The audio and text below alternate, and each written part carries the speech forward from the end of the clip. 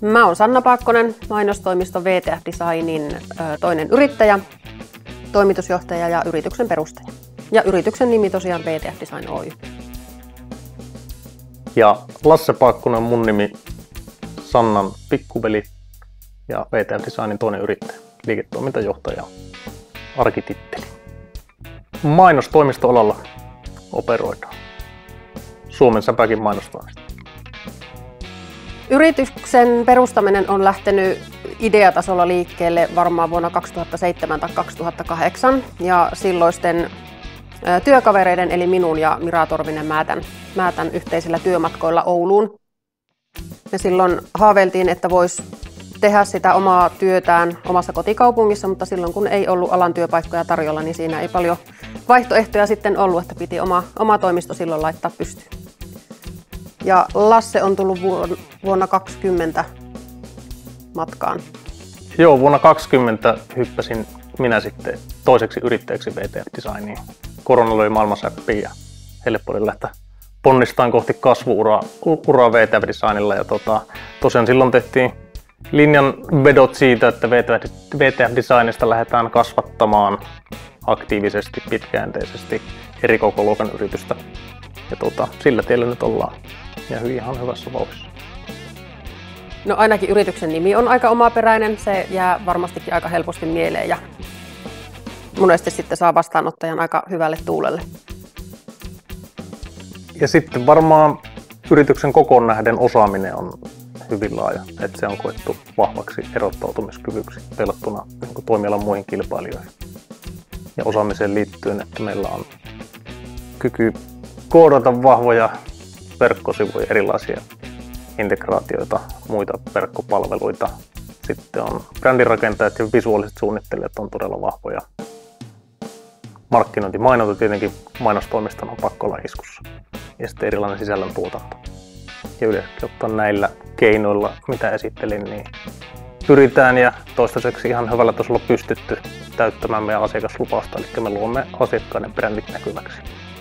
Meillä on tällä hetkellä tiimissä 8 henkilöä, minä ja Lasse mukaan lukien, eli siellä on koodareita 3, sitten on pari visuaalista suunnittelijaa ja sitten markkinoinnin suunnittelija. Ja tähän lisäksi laajahko alihankintaverkosto myös tarvittaessa käytössä.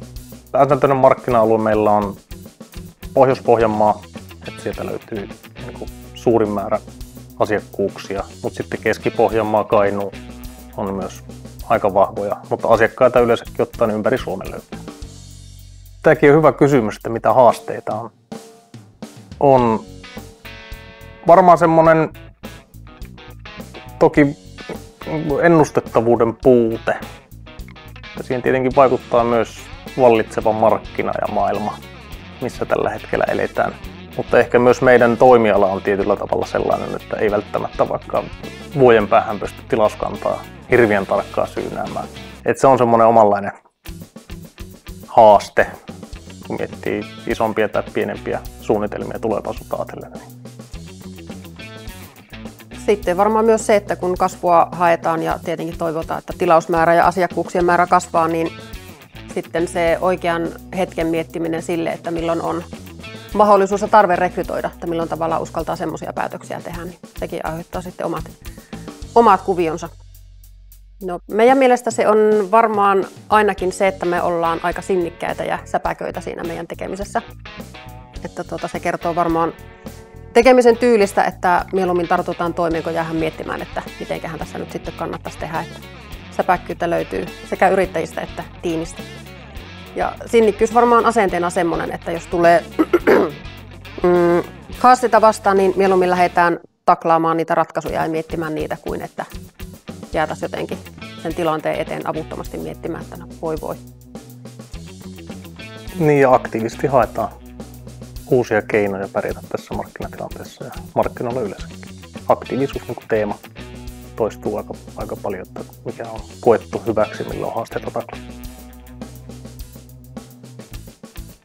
Tämä on hyvä kysymys, että niitä on paljon tietenkin pähkäilty ja eikä pelkästään pähkäilty, vaan myös viety suunnitelmia eteenpäin ja käytäntöön, että siellä on pienempää suunnitelmaa ja sitten on myös isompaa suunnitelmaa. Ja isommista jos puhutaan, niin ne on meidän kokoluokan yrityksille hyvinkin merkittäviä.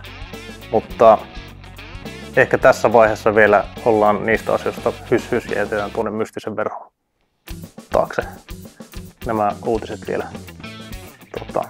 muhimaan, mutta katsotaan mitä tulevaisuudessa tulee. Tai innolla otetaan. Kyllä. Kasvua tietenkin haetaan, se on se teema. Niin se vaatii tiettyjä peliliikkeitä.